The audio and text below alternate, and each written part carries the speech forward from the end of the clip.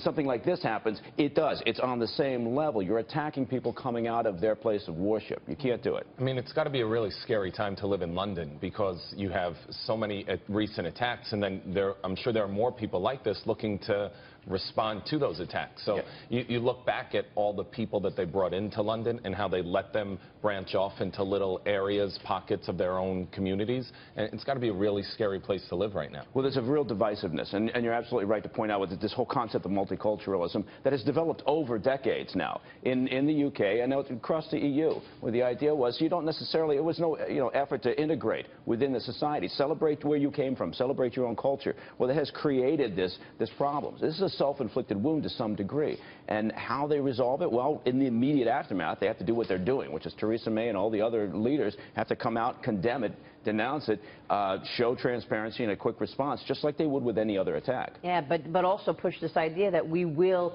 clamp down on any extremism, which they haven't done. As you say, they're allowing people to live in these no-go areas, practice Sharia law.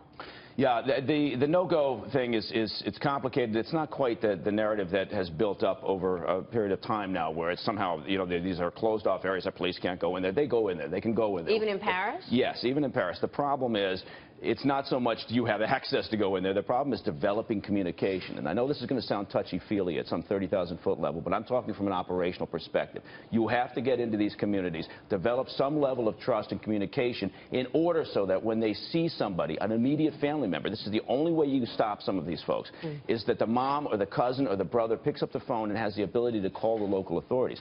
So the no-go area is more of a tactical operational issue, no communication within these communities. I do think this is a global issue, though. I mean, we're looking at London, and it's happening right now in London. Paris, for a while, was the focus.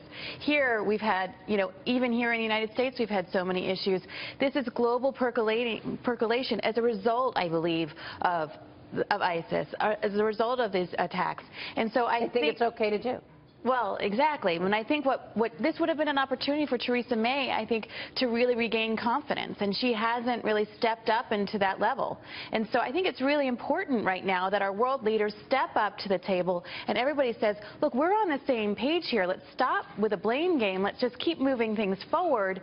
And let's start fresh. There's so many opportunities right now on so many things that we agree on. Enough is enough. Let's move forward.